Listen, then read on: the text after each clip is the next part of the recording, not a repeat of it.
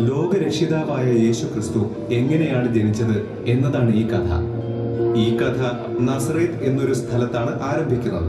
നസറേത്ത് ബഹളങ്ങളില്ലാത്ത ഒരു നിശബ്ദമായ പട്ടണമായിരുന്നു. അവിടെയുള്ള പലരും കർഷകരും ആട്ടിടയന്മാരുമായിരുന്നു.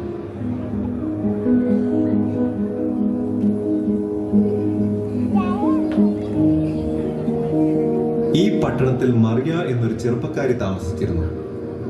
അവൾ അനുസരണയും ദൈവഭക്തിയും ഉള്ളവളായിരുന്നു. അവൾ വയലിൽ മാതാപിതാക്കളെ സഹായിച്ച് വീട്ടുജോലിയും ചെയ്തിരുന്നു. അവൾ എല്ലാവരോടും ദയയോടെ പെരുമാറി അവരെ സഹായിച്ചു. എല്ലാവർക്കും അവളെ ഇഷ്ടമായിരുന്നു.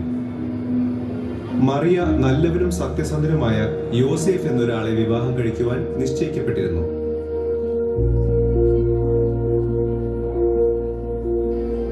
മറിയയുടെ വിവാഹ നിശ്ചയത്തിന് ചില ദിവസങ്ങൾക്ക് മുമ്പ് ഒരു അതിഥി എത്തി. അദ്ദേഹം ഒരു വിശേഷപ്പെട്ട അതിഥിയായിരുന്നു. സ്വർഗത്തിൽ നിന്നും ദൈവം പറഞ്ഞയച്ച ഒരു ദേവദൂതൻ, പരിശുദ്ധനായ ഗബ്രിയേൽ ദേവദൂതൻ അവൾക്ക് മുന്നിൽ പ്രത്യക്ഷനായി അവളെ ഉറക്കത്തിൽ നിന്ന് ഉണർത്തി. അവൾ കണ്ണുകൾ തുറന്നു നോക്കിയപ്പോൾ ജനാലിക്കടുത്ത് വെളുത്ത നിറത്തിലുള്ള ഒരു പ്രകാശം ഒഴുകുന്നത് കണ്ടു. തൂവെള്ള നിറത്തിലുള്ള വസ്ത്രങ്ങൾ അണിഞ്ഞ് തിളങ്ങുന്ന വെള്ളിച്ചിറകുകളുമായി ഒരാൾ. ആദ്യം അതൊരു സ്വപ്നമാണെന്ന് അവൾ വിചാരിച്ചു. പിന്നീട് ദൈവദൂതന്റെ ശബ്ദം കേട്ടപ്പോൾ അവൾക്കതൊരു സ്വപ്നമല്ലെന്ന് മനസ്സിലായി. മറിയേ, നീ ഭയപ്പെടേണ്ടതില്ല. ഞാൻ ഗബ്രിയേൽ ദൂതനാണ്. ദൈവമാണ് എന്നെ ഇവിടേക്ക് അയച്ചത്. ദൈവം നിന്നെ സ്നേഹിക്കുന്നു. ഒരു പ്രധാനപ്പെട്ട ദൗത്യം നിറവേറ്റാൻ ദൈവം നിന്നെ തിരഞ്ഞെടുത്തിരിക്കുന്നു. നിന്റെ ദയാശീലമുള്ള മനസ്സും പരിശുദ്ധമായ ഹൃദയവും ദൈവത്തിന് വളരെ വിലമതിപ്പുള്ളതാണ്. നീ ഭാഗ്യവതിയാണ്. ഈ വിശേഷപ്പെട്ട ദൗത്യത്തിന് ദൈവം എല്ലാവരിൽ നിന്നും നിന്നെയാണ് തിരഞ്ഞെടുത്തത്. എനിക്ക് പേടിയില്ല. ദൈവം തന്റെ ദൗത്യം നിറവേറ്റുവാനായി എന്നെ തിരഞ്ഞെടുത്തതിൽ സന്തോഷിക്കുന്നു. ദൈവത്തിനായി എന്തെങ്കിലും ചെയ്യാനായത് എന്റെ ഭാഗ്യമാണ്. നീ അനുഗ്രഹിക്കപ്പെട്ടവളാണ് മറിയേ. ദൈവം നിന്നിൽ പ്രസന്നനായിരിക്കുന്നു. നീ താമസിയാതെ ഒരു മകനെ പ്രസവിക്കും. അവനൊരു മഹാനായ രാജാവാകും. എല്ലാ ജനങ്ങളും അവനെ സ്നേഹിക്കും. അവൻ ദൈവപുത്രൻ എന്നറിയപ്പെടും. ഈ സന്തോഷ വാർത്ത അറിയിക്കാനാണ് ഞാൻ വന്നത് മറിയേ. ഗബ്രിയേൽ പറഞ്ഞത് കേട്ട് മറിയ ഞെട്ടി വിറച്ചു. എന്നാലും അവൾ ശാന്തതയോടെ ഇരുന്ന് ഗബ്രിയേലിന് പറയാനുള്ളതെല്ലാം ശ്രദ്ധാപൂർവം കേട്ടു. പിന്നീട് അവൾ ഗബ്രിയേലിനോട് ചോദിച്ചു, ഞാൻ എങ്ങനെ ഗർഭം ധരിക്കും? ഇനിയും ഞാൻ വിവാഹം കഴിച്ചിട്ടില്ല. ഭയപ്പെടാതിരിക്കൂ മറിയേ. ദൈവത്തിന്റെ പരിശുദ്ധാത്മാവ് നിന്നിൽ പ്രവർത്തിക്കും. നിനക്കൊരു മകൻ നൽകപ്പെടുന്നതാണ്. അവൻ ദൈവപുത്രൻ എന്നറിയപ്പെടും. അവൻ ജനങ്ങൾക്ക് വേണ്ടി അത്ഭുതങ്ങൾ പ്രവർത്തിക്കും.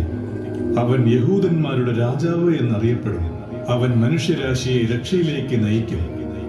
ദൈവം എന്നിലൂടെ അത്ഭുതങ്ങൾ പ്രവർത്തിക്കുന്നതിൽ എനിക്ക് നന്ദിയുണ്ട്. ദൈവഹിതം എന്നിലൂടെ നടക്കാൻ പോകുന്നതിൽ ഞാൻ സന്തോഷിക്കുന്നു. ദൈവം എന്നും നിന്നോടൊത്തുണ്ട് മറിയേ. നീ അനുഗ്രഹിക്കപ്പെട്ടിരിക്കുന്നു. സമാധാനമായിരിക്കും. പിന്നീട് ഗബ്രിയേൽ മറിയയെ വിട്ട് സ്വർഗത്തിലേക്ക് തിരിച്ചുപോയി.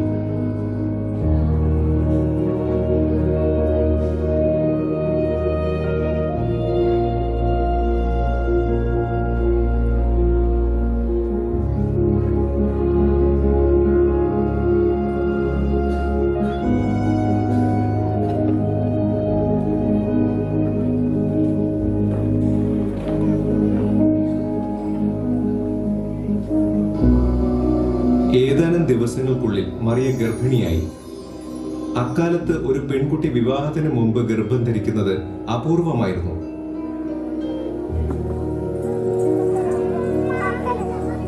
എന്നിരുന്നാലും മറിയ നടന്നതെല്ലാം യോസഫിനോട് പറഞ്ഞു. ദൈവദൂതനെയും ദൈവഹിതത്തെയും അവർക്ക് ജനിക്കാൻ പോകുന്ന മകനെയും കുറിച്ച്. യോസേഫ് ഒരു നല്ല മനുഷ്യനായിരുന്നു. അയാൾ എല്ലാം സ്വീകരിച്ചു. കുറച്ചു ദിവസം കഴിഞ്ഞ് അയാൾ അവളെ വിവാഹം കഴിച്ചു.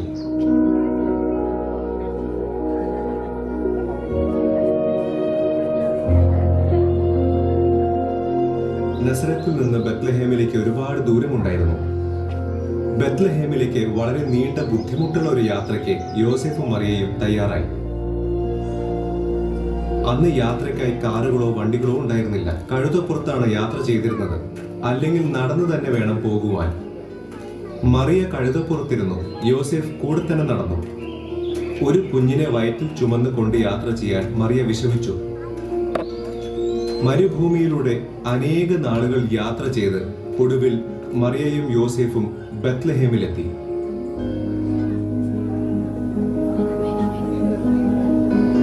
അവർ പട്ടണത്തിലെത്തിയപ്പോൾ നേരം ഇരുട്ടിയിരുന്നു. രാത്രി കഴിച്ചുകൂട്ടാൻ അവർക്കൊരു സ്ഥലം അത്യാവശ്യമായിരുന്നു. എന്നാൽ എല്ലാ വഴിയമ്പലങ്ങളും നിറഞ്ഞിരുന്നതുകൊണ്ട് ആരും അവർക്ക് സ്ഥലം കൊടുത്തില്ല. യോസേഫ് പട്ടണത്തിലൂടെ നടന്ന് വീടുകളുടെയും കടകളുടെയും വാതിലുകൾ മുട്ടിക്കൊണ്ടേയിരുന്നു. പക്ഷേ ആരും അവരെ അകത്ത് കടക്കാൻ അനുവദിച്ചില്ല. മറിയയ്ക്ക് പ്രസവത്തിനുള്ള സമയമായി. അവൾക്കും കുഞ്ഞിനും സുരക്ഷിതമായ ഒരു സ്ഥലം അത്യാവശ്യമായിരുന്നു. യോസേഫും മറിയയും എല്ലാ പ്രതീക്ഷയും കൈവിടിഞ്ഞു.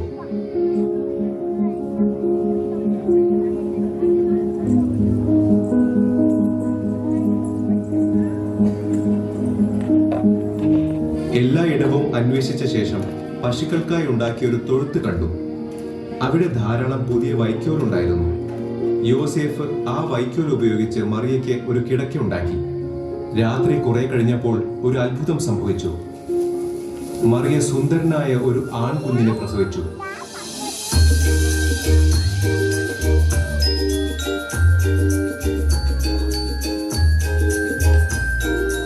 യോസേഫ് പുതിയ വൈക്കോല് കൊണ്ട് ഒരു കിടക്കയുണ്ടാക്കി കുഞ്ഞിനെ അതിന്മേൽ കിടത്തി. അത് കുഞ്ഞിന് നല്ല ചൂടും സുഖവും നൽകി. കുഞ്ഞ് സന്തോഷത്തോടെ കിടന്നുറങ്ങി. ദൈവദൂതന്റെ പ്രവചനം സത്യമായതിൽ മറിയ സന്തോഷിച്ചു. ഈ ലോകത്തിന്റെ രക്ഷകനായ യേശു ക്രിസ്തു താഴ്മയോടെ ഒരു പശുത്തൊഴുത്തിൽ ജനിച്ചു.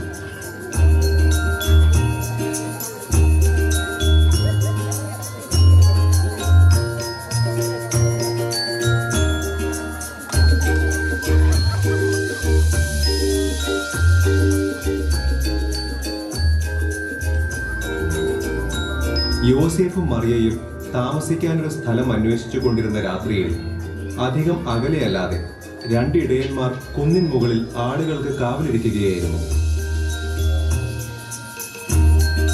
പെട്ടെന്ന് അവർ ആകാശത്ത് കണ്ണഞ്ചിപ്പിക്കുന്ന ഒരു വെളിച്ചം കണ്ടു. അവർ കണ്ണു തുറന്നപ്പോൾ സുന്ദരിയായ ഒരു മാലാഖയെ കണ്ടു. അവർക്ക് നീണ്ട സ്വർണ്ണ നിറത്തിലുള്ള മുടിയും വെള്ളിച്ചിറകുകളും ഉണ്ടായിരുന്നു. സ്വർണവും വെള്ളയും കലർന്ന ഒരു വസ്ത്രമായിരുന്നു അവരുടേത്. അത് നിലാ വെളിച്ചത്തിൽ വെട്ടിത്തിളങ്ങി. എന്താണ് ചെയ്യേണ്ടതെന്നറിയാതെ ആട്ടിടയന്മാർ അത്ഭുതത്തോടെ നോക്കി. പിന്നീട് മാലാഖ അവരോട് സംസാരിച്ചു. നിങ്ങൾ ഭയപ്പെടേണ്ട, ഞാൻ നിങ്ങളെ ഒരു സുവാർത്ത അറിയിക്കുവാൻ വന്നതാണ്. ഇന്ന് രാത്രി ബത്ലഹേമിൽ ഒരു ആൺകുഞ്ഞ് ജനിച്ചിരിക്കുന്നു. കുഞ്ഞിന്റെ പേര് യേശു എന്നാണ്. അവൻ ഈ ലോകത്തിന്റെ രക്ഷിതാവാണെന്ന് അറിയപ്പെടുന്നതാണ്. നിങ്ങൾ കടയാളമോ ശീലകൾ ചുറ്റി പശുത്തൊട്ടിയിൽ കിടക്കുന്ന ഒരു കുഞ്ഞിനെ നിങ്ങൾ അവിടെ കാണും. ഗ്രാമങ്ങളിലെല്ലാം ചെന്ന് ഈ കുഞ്ഞിന്റെ ജന്മവാർത്ത എല്ലാവരെയും അറിയിക്കും. യഹൂദന്മാരുടെ രാജാവായ യേശു ഇന്ന് ജനിച്ചു എന്ന വിവരം എല്ലാവരും അറിയട്ടെ. സമാധാനത്തോടെ പോവൂ. ഈ സുവാർത്ത എല്ലാവരെയും അറിയിക്കും. ആട്ടിടയന്മാർക്ക് സന്തോഷവും അത്ഭുതവും ഒരേ സമയത്തുണ്ടായി. ഒരു രക്ഷിതാവ് ജനിച്ചതറിഞ്ഞ് അവർ അതിയായി സന്തോഷിച്ചു. അവർ ബത്ലഹേമിൽ യേശു എന്ന രക്ഷിതാവ് ലളിതമായ ഒരു പശുത്തൊഴുത്തിൽ കിടക്കുന്നത് നേരിൽ കാണുവാനായി ഓടിച്ചെന്നു.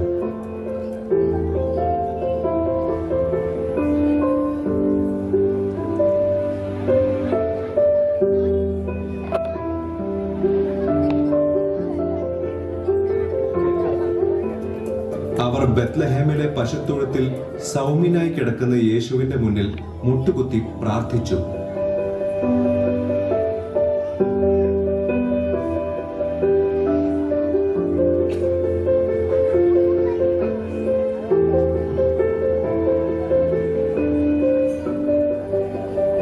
യേശു ജനിച്ച ആ രാത്രി 3 വിദ്വാൻമാർ മരുഭൂമിയിലൂടെ കടന്നു പോവുകയായിരുന്നു.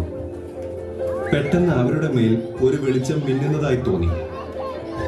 അവർ ആകാശത്തിലേക്ക് നോക്കിയപ്പോൾ പ്രകാശമേറിയ ഒരു നക്ഷത്രത്തെ കണ്ടു. അന്നുവരെ അവർ കണ്ടിട്ടില്ലാത്ത ഒരു നക്ഷത്രമായിരുന്നു അത്. ആ 3 വിദ്വാൻമാർക്ക് യേശുവിനെ കുറിച്ചുള്ള പ്രവചനം അറിയാമായിരുന്നു. ബത്ലഹേമിലെ നക്ഷത്രത്തിന് വേണ്ടി അവർ കാത്തിരിക്കുകയായിരുന്നു. അത് കണ്ടപ്പോൾ അവർ അതിയായി സന്തോഷിച്ചു. ലോകരക്ഷിതാവായവനും യഹൂദന്മാരുടെ രാജാവും ജനിച്ചു എന്നതായിരുന്നു അതിന്റെ അർത്ഥം.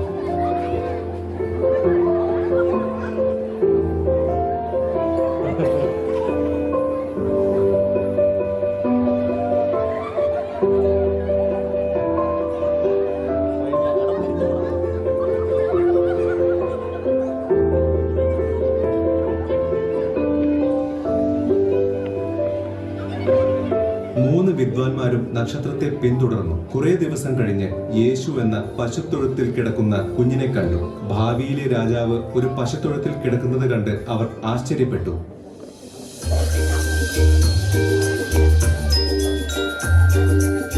യേശു പിറന്ന് ഏതാനും ദിവസങ്ങൾ കഴിഞ്ഞ ശേഷമാണ് അവർ പശുത്തൊഴുത്തിൽ കിടക്കുന്ന യേശുവിനെ കണ്ടത്. ഒടുവിൽ ആ നക്ഷത്രം പശുത്തൊഴുത്തിന്റെ മുകളിൽ വന്നു നിന്നു. അവർ മറിയയെ നോക്കി പുഞ്ചിരിച്ചു. എന്നിട്ട് പുതിയ കുഞ്ഞിനെ ആദരിക്കുവാനായി മുട്ടുകുത്തു നിന്നു. അവർ മോരും പൊന്നും കുന്തിരിക്കവും യേശുവിന് കാഴ്ചവെക്കാനായി കൊണ്ടുവന്നു. ഇവ വളരെ വിലമതിപ്പുള്ള സമ്മാനങ്ങളായിരുന്നു. രാജാക്കന്മാർക്ക് മാത്രമേ ഇത് കൊടുത്തിരുന്നുള്ളൂ. നവജാതനായ ഒരു ശിശുവിന് ഇത്തരം സമ്മാനങ്ങൾ കൊടുക്കുന്നത് അസാധാരണയായിരുന്നു. ഏതായാലും ഇതൊരു സാധാരണ കുഞ്ഞല്ലായിരുന്നു.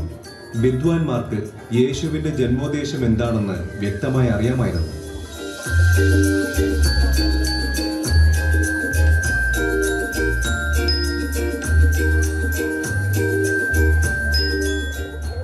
ഇപ്പോൾ ക്രിസ്മസിന്റെ കഥ എന്താണെന്ന് മനസ്സിലായില്ലേ? ലോകരക്ഷിതാവ് ഭൂമിയിലെ തന്റെ പ്രയാണം ആരംഭിച്ചത് എങ്ങനെയാണെന്നും വൻ കാര്യങ്ങൾ ആരംഭിക്കുന്നത് വളരെ ലളിതമായും താഴ്മയോടും കൂടിയാണെന്ന് ഈ കഥ അറിയിക്കുന്നു.